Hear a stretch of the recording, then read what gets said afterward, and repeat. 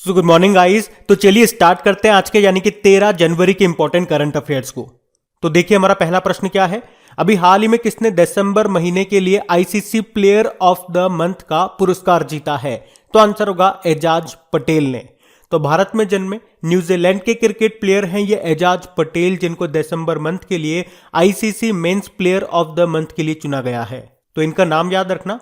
वैसे इनका नाम कुछ दिन पहले हम लोगों ने और पढ़ा था। अच्छा, यहां पे एक प्रश्न मैं आप लोगों से पूछूंगा, बताओ एक पारी में 10 विकेट लेने वाले तीसरे गेंदबाज अभी कौन बने थे? कुछ दिन पहले हम लोगों ने पढ़ा है। तो आंसर होगा एजाज पटेल। तो अभी men's player of the month का नाम घोषित हो चुका है, women's player of the month का नाम घोषित होना बाकी है। जैसे ही नाम घोषित होएगा मैं आपको बता दूंगा। जब तक हम क्या करते हैं, जनवरी से लेकर दिसंबर तक जितने भी मेंस और women's player of the month चुने गए हैं उनको मैं आपको रिवाइज करवा देता हूं। जनवरी मंथ के लिए मेंस प्लेयर में बात करेंगे तो ऋषभ पंत चुने गए थे और महिलाओं में चुनी गई थी साउथ अफ्रीका की शबनम इस्माइल।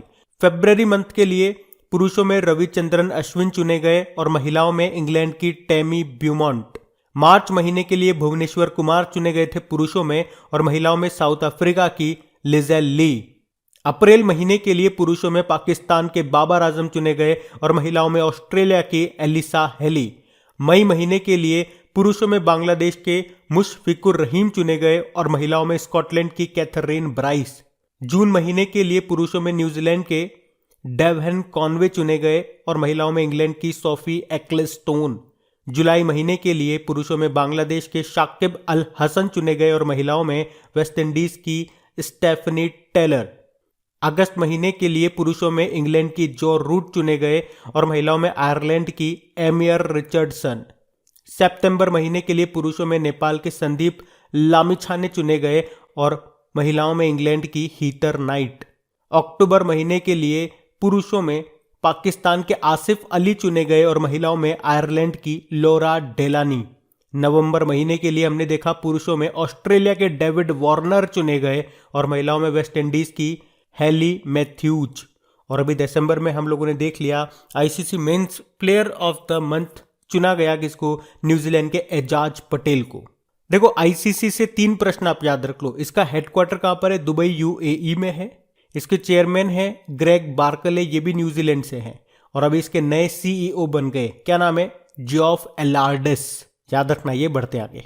फिर बताइए अभी हाल ही में किसे 12वें भारत रत्न डॉक्टर अंबेडकर पुरस्कार 2022 से सम्मानित किया गया? तो आंसर होगा हर्षाली मल्होत्रा को। तो 2015 में आपको याद होगा एक फिल्म आई थी बजरंगी भाईजान, उसमें जो छोटी बच्ची का रोल प्ले किया था उसी का नाम है हर्षाली मल्होत्रा। तो अभी उनको ही 12वें भारत रत्न डॉक्टर अंबेडकर पुरस्कार 2022 से सम्मानित किया गया है। तो फिल्म में उनके सराहनीय प्रदर्शन और भारतीय सिनेमा के क्षेत्र में योगदान के लिए उन्हें महाराष्ट्र के राज्यपाल जो हैं भगत सिंह कोश्यारी, उन्होंने ये पुरस्कार दिया है। नाम याद रखना। बाकी सतीश अडिगा, आईसीएमआर ने डॉक्टर सुभाष मुखर्जी पुरस्कार दिया इनको। जेसी चौधरी बड़ा इंपॉर्टेंट नाम है क्योंकि न्यूमेरोलॉजी यानी कि अंक ज्योतिषी में पहला गिनीज वर्ल्ड रिकॉर्ड इन्होंने जीता। हरनाज संधू 70वीं मिस यूनिवर्स 2021 का खिताब इन्होंने जीता था। तो ये नाम इंपॉर्टेंट रहेंगे सारे। बढ़ते आगे। फिर बताइए हाल ही में राष्ट्रीय युवा दिवस ये कब मनाया गया? तो आंसर होगा 12 जनवरी को। तो भारत में हर साल 12 जनवरी को नेशनल यूथ डे के रूप में मनाया जाता है। इस दिन स्वामी विवेकानंद जी का जन्मदिन होता है और इस बार हमने उनकी 159वीं 159th जयंती मनाई है। और इस बार की थीम क्या है? It's all in the mind. अच्छा, एक प्रश्न मैं आपसे पूछूंगा, स्वामी विवेकानंद योग विश्वविद्यालय ये कहां पर है? लॉस एंजल्स में है। लॉस एंजल्स कहां है? यूएसए में। ये भारत से बाहर पहला योग विश्वविद्यालय है। अच्छा, एक और प्रश्न आपसे पूछूंगा, बताओ 25वें राष्ट्रीय युवा महोत्सव 2022 का आयोजन कहां पे किया जाएगा? अभी करंट अफेयर्स में ही पढ़ा है एक आध दिन पहले। पुडुचेरी में किया जाएगा 12 से लेकर 16 जनवरी तक, जिसकी थीम क्या है? सक्षम युवा सशक्त भारत। तो ये तो बात हो गई नेशनल यूथ डे की। बताओ इंटरनेशनल यूथ डे कब होता है? अंतरराष्ट्रीय युवा दिवस 12 अगस्त को होता है। उसी दिन हाथी दिवस भी मनाया जाता है। और युवा से आपको याद होगा पिछले साल 2021 में हम लोगों ने पढ़ा था शिक्षा मंत्रालय ने युवा लेखकों को सलाह देने के लिए प्रधानमंत्री युवा योजना शुरू की थी। यहां पे युवा का मतलब हो गया young upcoming and versatile authors. उसी तरह से मध्य प्रदेश सरकार ने युवा शक्ति कोरोना मुक्ति अभियान भी शुरू किया था। और पिछले साल ही हम लोगों ने एक इंडेक्स भी देखा था 2020 का ग्लोबल यूथ डेवलपमेंट इंडेक्स, उसमें भारत 122वें स्थान पे था, टॉप पे था सिंगापुर। तो ये सारे पॉइंट आपको ध्यान रखना है। अब बात यहाँ पे डेज की है, तो देखिए जनवरी में कौन कौन से इंपॉर्टेंट डे हमने मनाया अभी तक। 1 जनवरी को डीआरडीओ दिवस मनाया, 4 जनवरी को वर्ल्ड ब्रेल डे मनाया, 6 जनवरी को विश्व युद्ध अनाथ दिवस world day of war orphans मनाया, 9 जनवरी को प्रवासी भारतीय दिवस मनाया, 10 जनवरी को वर्ल्ड हिंदी डे मनाया और 11 जनवरी को राष्ट्रीय मानव तस्करी जागरूकता दिवस national human trafficking awareness day के रूप में मनाया। और अब ये नेशनल यूथ डे मना रहे हैं हम 12 जनवरी को। तो अभी तक ये जनवरी के सारे इंपॉर्टेंट डेज हैं, इनको आप याद रखना, बढ़ते आगे। अच्छा बताइए, हाल ही में किस जिले में असम का पहला खेल विश्वविद्यालय का उद्घाटन किया गया? तो आंसर होगा डिब्रूगढ़ में। तो हमारे शिपिंग मंत्री व आयुष मंत्री हैं सर्बानंदा सोनोवाल, उन्होंने डिब्रूगढ़ जिले के चबुआ में असम के पहले खेल विश्वविद्यालय का उद्घाटन किया है और इसे श्री श्री अनिरुद्ध देव स्पोर्ट्स यूनिवर्सिटी कहा जाएगा। मतलब ये मेमोरिया सत्तरिया समुदाय के महान संत के नाम पर स्थापित किया जा रहा है। तो याद रखना, असम का पहला खेल विश्वविद्यालय कहां पे उद्घाटन किया गया? असम के डिब्रूगढ़ में। अच्छा मुझे बताओ, उत्तर प्रदेश की पहली खेल यूनिवर्सिटी कहां पे खोली जाएगी? तो आपका आंसर होगा मेरठ में, और इसका नाम मेजर ध्यानचंद के नाम पे रखा गया है। और मेरठ में ही आपको याद होगा देश का पहला जानवरों का युद्ध स्मारक भी बनेगा। और बिहार में भी पहली खेल यूनिवर्सिटी बनेगी, कहां पे? राजगीर में। और मुझे बताओ, राष्ट्रीय खेल विश्वविद्यालय ये कहां पे स्थापित किया गया? मणिपुर में। वैसे अगर पूछूं मैं आपसे किसने खेल को उद्योग का दर्जा दिया, तो आंसर होगा आपका मिजोरम। और दिल्ली स्पोर्ट्स यूनिवर्सिटी की पहली वाइस चांसलर कौन बनी है? कर्णम मल्लेश्वरी। इनका नाम आप याद रखना क्योंकि ओलंपिक में पदक जीतने वाली ये पहली भारतीय महिला है, वेटलिफ्टर हैं ये। लेकिन बात तो यहां पे हो रही है असम की, तो ये रहा मैप में असम। कैपिटल इसकी क्या है? दिसपुर है। मुख्यमंत्री हैं हेमंत बिस्वा शर्मा और गवर्नर हैं जगदीश मुखी। अच्छा बताओ, असम पुलिस की पहली महिला महानिरीक्षक इंस्पेक्टर जनरल कौन बनी? वायलेट बरुआ। और असम की पहली महिला वित्त मंत्री कौन बनी थी? फाइनेंस मिनिस्टर अजंता नियोग। अभी आपको याद होगा असम का सर्वोच्च नागरिक जो पुरस्कार है वो दिया जाएगा किसको? रतन टाटा जी को। उस पुरस्कार को क्या कहते हैं? असम वैभव। और अभी भारत का पहला ई फिश मार्केट एप्लीकेशन ये असम ने लॉन्च किया था, जिसका नाम है फिश वाले। अभी आपको याद होगा असम की जुडीमा राइस वाइन को जीआई टैग मिला था, और पूर्वोत्तर की पहली शराब है ये जिसे जीआई टैग मिला। ये जुडीमा चावल से इसको बनाया जाता है, दिवासा समुदाय के द्वारा इसे बनाया जाता है, ऐसे याद रखो। और असम के तेजपुर लीची को भी जीआई टैग मिला था अभी।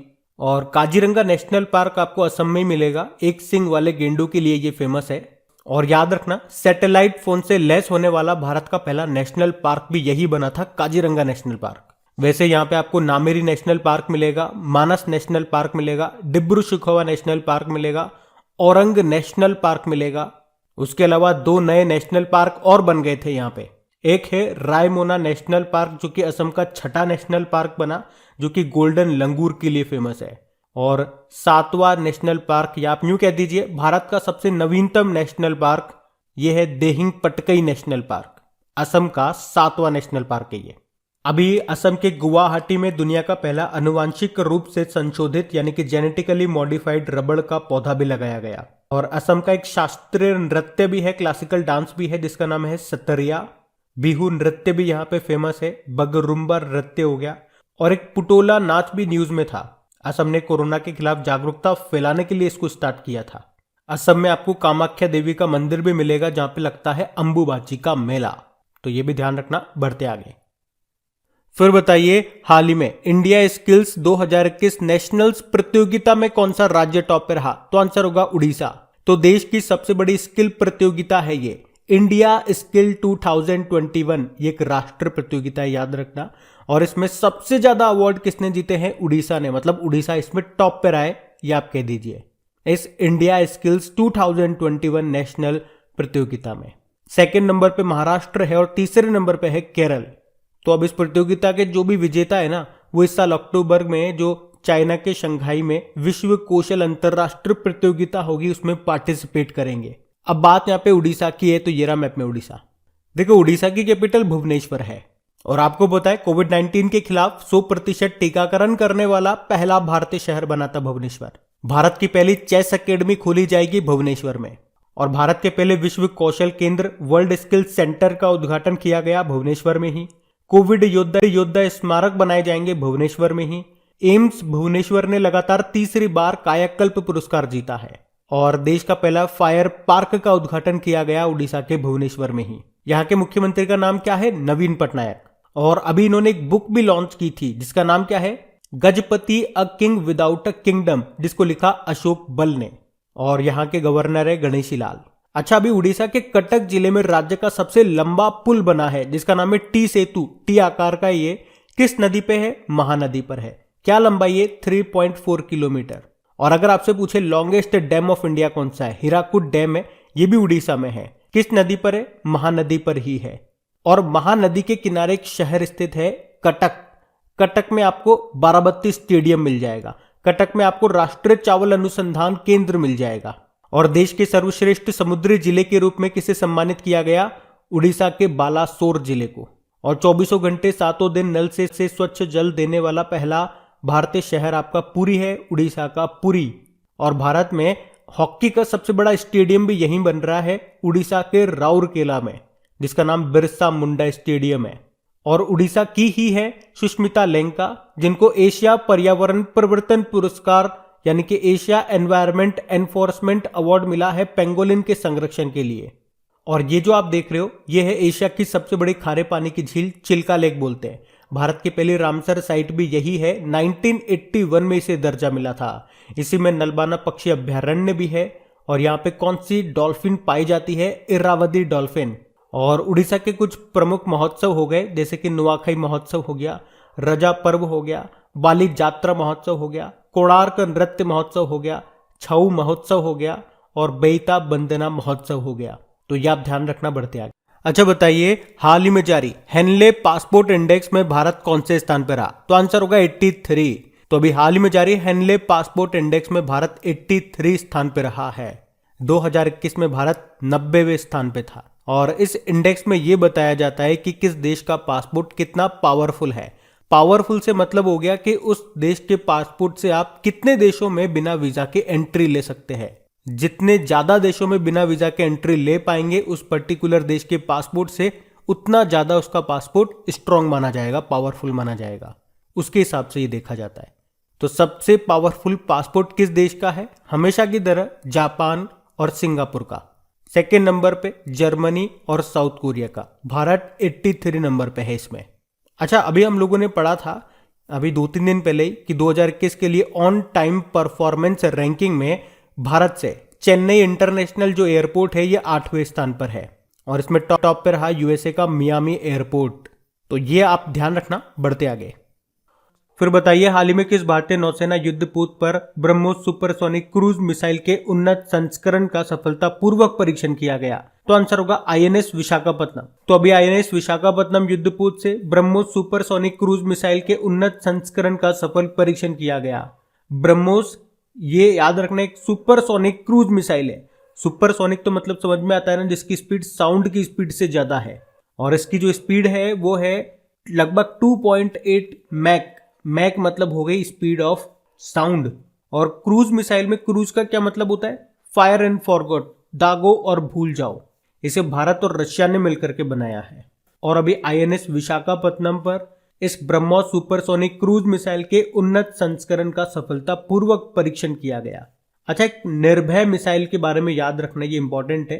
ये एक सबसोनिक क्रूज मिसाइल है। याद रखना, ब्रह्मोस सुपरसोनिक है और निर्भय ये सब सोनिक है। और प्रलय मिसाइल की बात करेंगे तो अभी तो पहली बार आपको याद होगा इसका सफल परीक्षण किया गया था।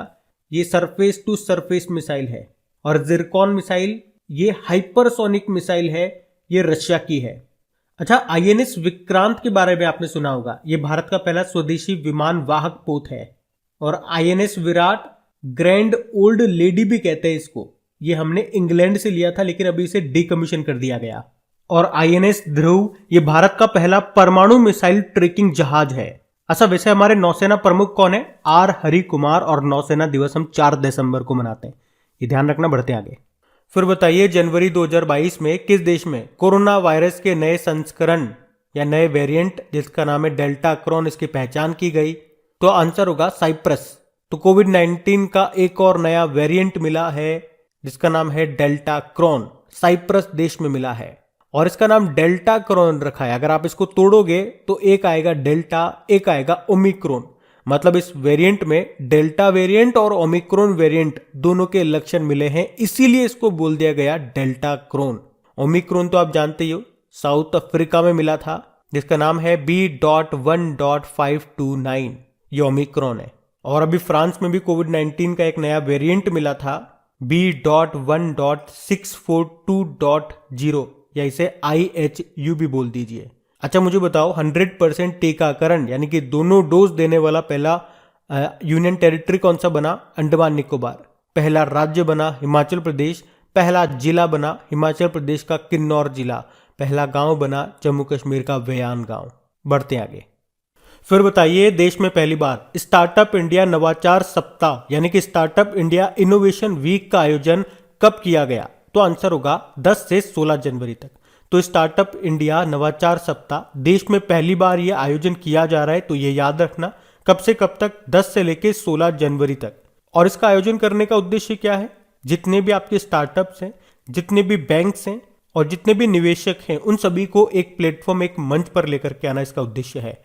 और अभी इसको शुरू किया हमारे जो वाणिज्य व उद्योग मंत्री हैं पीयूष गोयल ने। अच्छा आपको याद होगा स्टार्टअप को बढ़ावा देने के लिए इलेक्ट्रॉनिक्स एंड आईटी मिनिस्ट्री ने एक पोर्टल लॉन्च किया था। क्या नाम है उसका? समृद्ध पोर्टल। और अभी कुछ दिन पहले यूनिकॉर्न के मामले में भारत कौन से स्थान पे रहा था? तीसरे स्थान पे। पहले पे यूएसए, दूसरे पे चाइना, तीसरे पे भारत। यूनिकॉर्न हम उन कंपनीज को कहते हैं, उन स्टार्टअप्स को कहते हैं जिनकी वैल्यू $1 बिलियन से ज्यादा की हो। ध्यान रखना, बढ़ते आगे।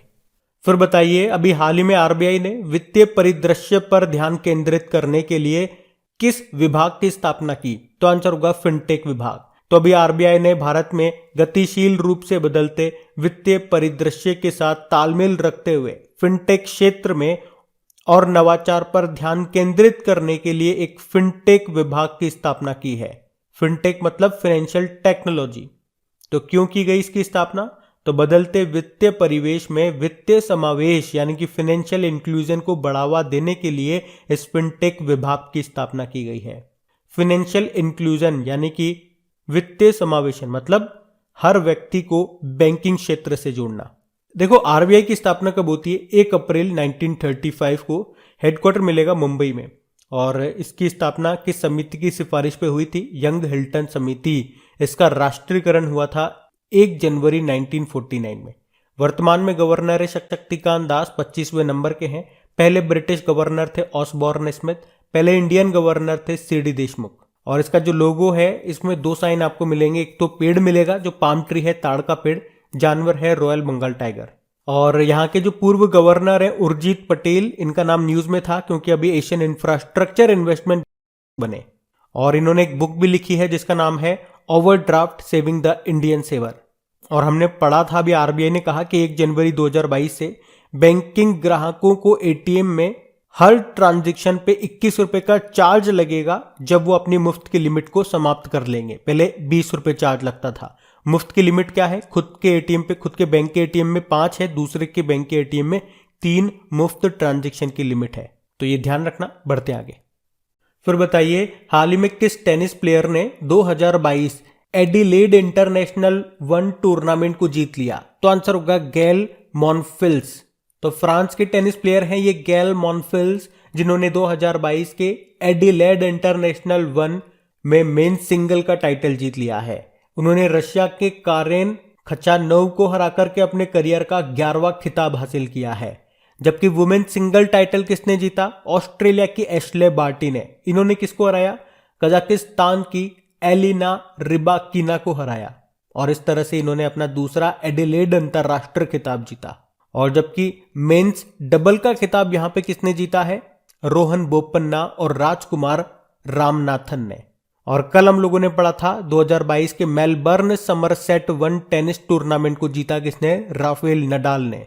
ये स्पेन की टेनिस प्लेयर है और वुमेन सिंगल टाइटल उसमें जीता था सिमोना हालेप ने, जो कि रोम की टेनिस प्लेयर हैं। तो ये ध्यान रखना, बढ़ते आगे। अच्छा बताइए, अभी हाल ही में ऑलराउंडर क्रिस मॉरिस ने क्रिकेट के सभी फॉर्मेट से संन्यास की घोषणा कर दी। हुए किस देश के खिलाड़ी हैं? तो आंसर होगा साउथ अफ्रीका। साउथ अफ्रीका के ऑलराउंडर हैं क्रिस मॉरिस और अभी इन्होंने क्रिकेट के सभी फॉर्मेट से संन्यास की घोषणा कर दी है। तो अब बात करेंगे कल की वीडियो में पूछे गए प्रश्न के उत्तर की। तो कल के वीडियो में आपसे पूछा गया था कि एशियन इंफ्रास्ट्रक्चर इन्वेस्टमेंट बैंक का नया उपाध्यक्ष किसे बनाया गया? तो आंसर होगा उर्जित पटेल को। आप सभी ने प्रश्न का बिल्कुल सही उत्तर दिया है। और गाइज, अगर सेशन अच्छा लगा है तो प्लीज लाइक जरूर कर देना और वीडियो को अपने दोस्तों के साथ में, अपने मिलने वालों के साथ में शेयर जरूर कर देना एक बार, जो भी आपका व्हाट्सएप या फेसबुक ग्रुप हो गया वहां पर। इन सभी क्वेश्चंस का क्विज बना करके आपकी क्रैक एग्जाम एप्लीकेशन पे अपलोड किया जा चुका है। वहीं पे आपको इनकी पीडीएफ भी मिल जाएगी और अभी जो आपका वीकली वाला पार्ट अपलोड हुआ है उसकी पीडीएफ भी आपको वहां पे मिल जाएगी। क्विज तो अपलोड कर ही दी जा चुकी है, तो वो भी आप देख लेना। एप्लीकेशन का लिंक नीचे डिस्क्रिप्शन में मिल जाएगा। अब ये रहा आज का आपका होमवर्क प्रश्न।